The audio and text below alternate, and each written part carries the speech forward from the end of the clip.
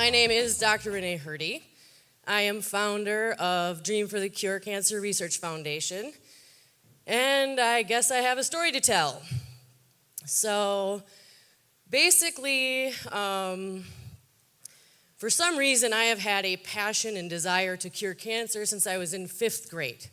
I don't know why, I don't know where that came from, but that was laid on my heart, so I guess I ran with it.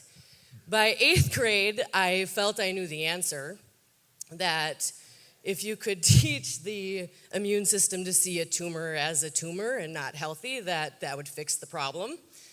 And then I went on to be formally trained as a doctor of pharmacology with a specialty in developing cancer therapeutics. And the reason I did that, as opposed to going and wanting to be in the clinic seeing patients to help them with cancer, is I felt there was no way to help them that I agreed with. And I never wanted to be a doctor who sat behind a desk and told a patient how many years or months rather, they had left to live. I didn't have the heart to do that. And I wanted to make the tools for doctors all around the world that they would never have to do that again either.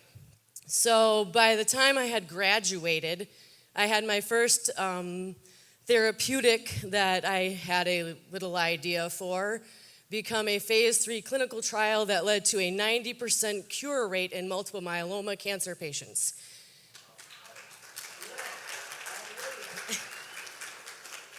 And that drug went on to become the first ever FDA-approved therapeutic in immunotherapy to treat cancer, and it paved the way to show this is how we should be doing this. We should be very specifically targeting tumors so that we don't have side effects and that we actually effectively kill them and so they don't ever come back again. So once I had completed that whole process, I knew this is it. This was the proof of concept I needed. We had one target, we made an antibody against it, and it worked. And then I knew there's more than one target, not only on all the different cancers, but on even each tumor itself, that we could get even better at this. And what about the 10% who didn't make it? What marker did they have? What was about them that we could treat so that we had 100%? Because 90% isn't good enough in my book. So then I started to develop the idea of how do we figure out on every single cancer patient who has a tumor, what does their tumor look like, and how can we teach the immune system to see that it's not belonging there and go in to seek and destroy it. Fast forward 10 years, and I finally had all the pieces come together. The final piece that I needed to actually pursue what I had been chasing for such a long time was the ability to actually process and analyze the data that we would be producing. I'm a real believer in using your time wisely, and I didn't find it to be time effective or cost effective. I'd feel bad spending someone's money researching something just to make data that we couldn't understand. So what I needed was a big data science team who knew how to do machine learning and knew how to use really advanced computer science tools to look at the results we were actually going to be producing. And I found them in Silicon Valley, and we started to write a little code. We looked around the whole world for samples we could make the proof of concept on this on, and we found a little set that we did it. And what we found was profound. And we said, we have something here. We just need to test this in the real world. And so we sat around for about 2 months saying, how do you get a tumor sample when you're just some person on the street? Because for the past 10 years, I had not been actually doing formal research. I was dreaming, I was planning, I was looking at, this is my dream project and I will not settle for less. I'm not gonna sell out and go work for a pharmaceutical company. I'm not even gonna go work in academia because I don't believe in anything they're doing so wholeheartedly that I feel like I could wake up in the morning and go do it.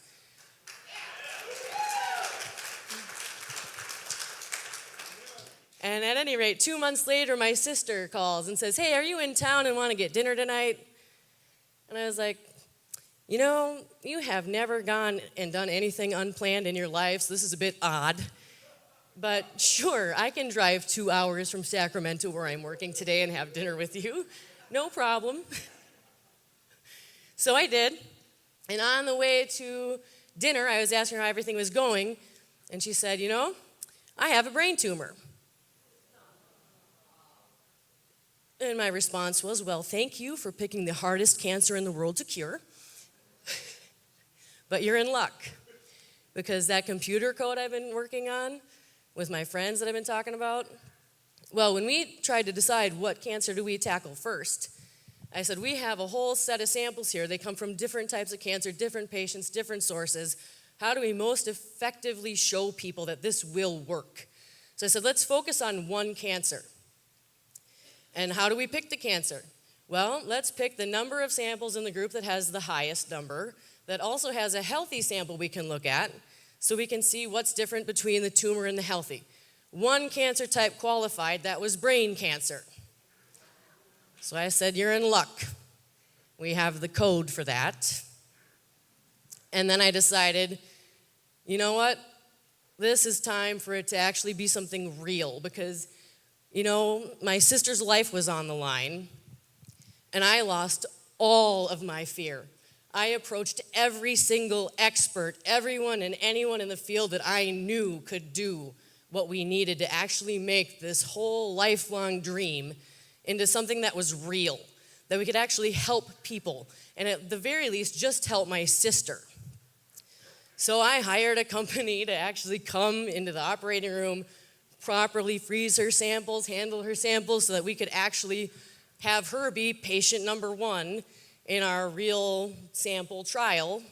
And if she was ever the only patient, it would have been enough for me, because at least, you know, then she'd have a shot, because brain cancer is not real easy to beat using traditional methods at this moment in time. So in all of this, she was basically going to see her doctor, and I was being very persistent about no, like, we're freezing the samples. It's a third party. It's not them, like, no. And she's like, no, the surgeon says he can freeze it. I'm like, no, it's a very specific protocol. And in the end, she basically said, I want you to come meet the doctor with me the day before the surgery, because I know that I need your approval, that he qualifies, and I don't know the right questions to ask, and even when you write them down, I just don't understand. So I said, okay, let me drop everything and fly to Minnesota and meet with your doctor. And 2.5 hours after meeting with this doctor and him asking me, what in the world are you doing? And so I told him, and he said, you know something? It sounds like we should be collaborating. And I said, sure, succeed in this first, and then we'll talk. So a week after the surgery, we met, and after at least 5 hours of meeting and talking about it, we had launched an official clinical trial at the Mayo Clinic.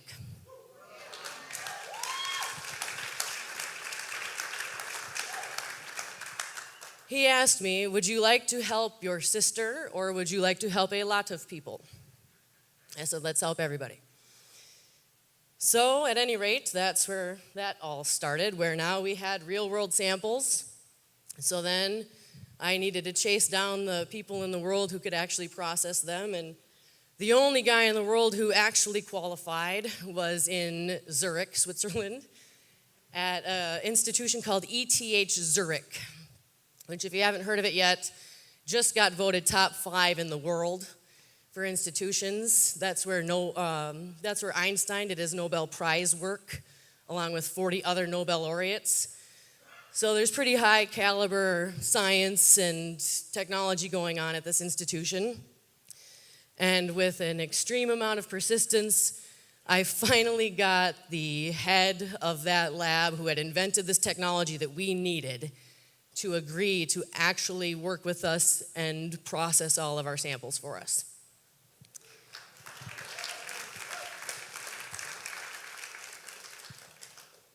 So I flew to Switzerland with a box of brain tumor samples, which made for an interesting interaction with a flight attendant who insisted me put them in the top bin, and I said no. So they flew next to me in a seat with a seatbelt, because those samples were too precious to ship. My sister was in there. So I ran the first set of samples, which in very short terms, you can look at the surface of a tumor and basically each one has a signature, a very unique signature of proteins that are being expressed, usually in response to the environment that they're in, which is indicating that they have an issue which would lead to excessive proliferation and division, which makes a tumor.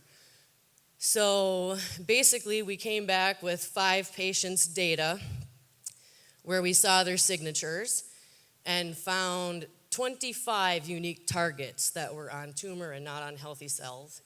First, I'm going to go into the background of what is it that we do and why does it work, and then talk about how what Evolve has to offer really helps contribute to making it even more effective.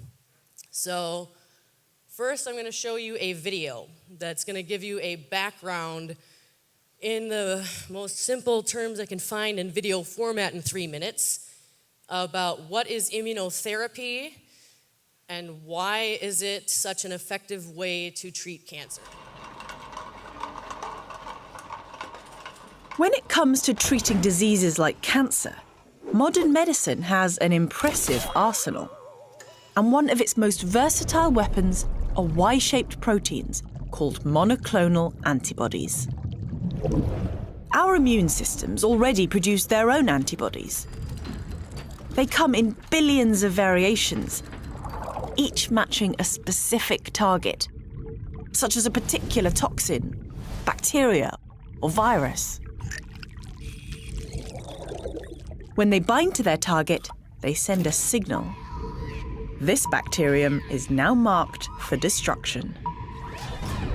These naturally produced antibodies are pretty effective, but in the 1970s, scientists figured out how to mass produce them.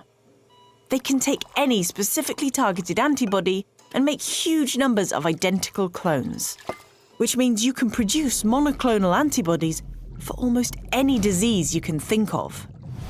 Which brings us on to cancer. Mutated cells that start growing out of control can be deadly. But the body's immune system isn't defenseless.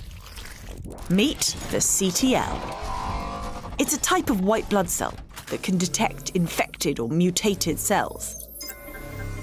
And when it finds one, it secretes toxic molecules that initiate a self-destruct sequence. But the CTLs do sometimes need to be reined in. If they get over-enthusiastic, the immune system can start causing collateral damage, attacking healthy cells. Fortunately, the CTLs can be turned off by activating a molecule called PD-1. The trouble with having an off switch is that cancer cells can exploit it. Many cancer cells protect themselves with a counter receptor called PD-L1. This is where monoclonal antibodies come in. Scientists can use one of 2 types. One that binds the PD-1 molecule, or another that goes for PD-L1. Thanks to the monoclonal antibodies, all of the CTLs are fully activated and can blast away the cancer.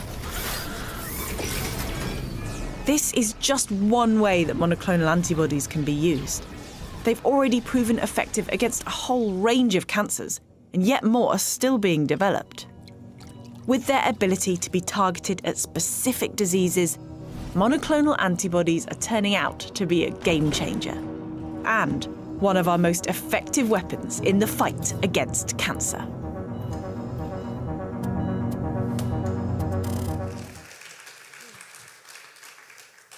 So that's the first video that people actually started to understand what I was talking about that weren't in the field of science. So basically, in short, antibody therapy is the best technology for cancer therapy that has ever been seen, basically. So to give you an idea of the difference in survival rates and the impact on quality of life patients will have is that if you think about breast cancer as the #1 cancer that ever really had targets that we knew. So now if you hear even today that there's at least 3 markers that a breast cancer patient might have that are very targetable. The survival rates in that are 90% and getting better every day, basically. If you get breast cancer, there's probably a 90% chance you're going to live enough time to have a shot. So to compare that to brain cancer, who has made basically zero advances in survival rates in the past 30 years, they have a 2% chance to make it to 2 years. There's one difference. Breast cancer has immunotherapy available where they can very specifically target these proteins on the breast cancer tumors that are not on the healthy tissues, or at least upregulated so much in the tumor that they serve as very effective targeted therapies, which can be used either in combination with chemotherapy and radiation or on their own, depending on what stage and whatever's going on with the cancer. But basically that's the difference. So my mission in life was to find targets on every patient there ever was so that they'd all have the same shot and all survive. So here's a basically very simple illustration of how this is working. So you have a tumor cell, and the little shapes on the outside are proteins. So every cell, it has these different things, and proteins are one of the top things that are expressed on their surface. And those are basically signals to other cells and themselves as to what is their job. So some of these proteins have a job of making the cells divide really fast. And those are the ones we're most interested in. And as you can see here, we also have the healthy cell, who shares not the same profile, but similar in some ways. So they share one protein target in common, so we don't want to target that one. So if you target all of the other ones with antibodies, which are shown here, they very specifically go in and bind to the protein on the cell surface, and that does two things. Number one, it turns off the function of the protein itself. So the first target we ever had was a protein called CD38, and that was involved with signaling the cell to divide as fast as it could, activating those pathways. So when you bound to it, it turned off that activity. So the cells could no longer divide so quickly. And it also sent out an alert to the immune system to say, this is a bad cell, come kill it. So no matter where a tumor cell is in the body, if it has these markers, and at no matter what point in time it comes, so even years later, if it comes and it has those markers, the immune system with this kind of therapy is trained to seek and destroy those tumor cells no matter where they're found in the body. So that's the basic concept of what we're doing. And if you can go to the next slide, it basically gives an illustration of exactly what we're doing, where we have a patient. Their tumor cells are extracted either by biopsy or surgery when they remove the tumor. Certain institutions, very few though, like the Mayo Clinic, they freeze the tumors upon removal no matter what, and they save them so that they can have research done on them in the future if the opportunity comes about. And then in step 2, we basically send the samples to Switzerland at this point in time, and we separate the cell surface proteins from the cells themselves. And then we identify the proteins that are only on the tumor cells and not on the healthy cells. With that, we can engineer antibodies against the proteins that are just on the tumor. And then those antibodies are given to the patient. And then cancer cells are targeted and destroyed everywhere in the body. This is a very effective strategy.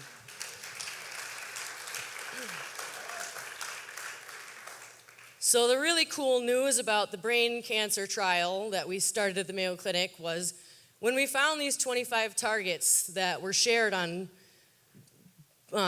basically the entire patient population. There were a handful that were differentially expressed. So in that, there were actually 4 groups of patients.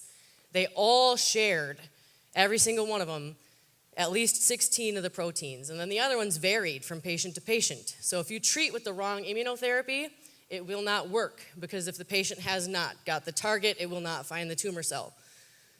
So we got really lucky in this one, because out of those 25 targets, there's 5 that already have FDA-approved drugs against them that are effective in other cancers.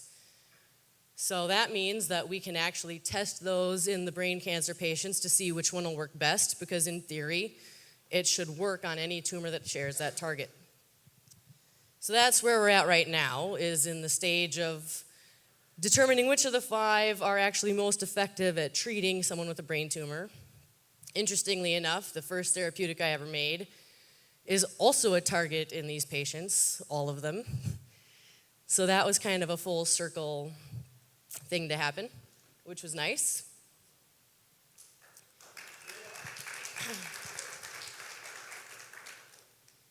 So now you're probably wondering, what in the world does this have to do with Evolve? And I'll tell you that when you're doing this kind of therapy, you need to have a functioning immune system. And a lot of cancer patients, one of the biggest challenges is that their immune system is compromised, either by treatment or by the disease or whatever it is, but they have these compromised immune systems. And even if they don't have a compromised immune system, in order to have something like immunotherapy work, you actually need to have, ideally, the most optimal functioning immune system that there is.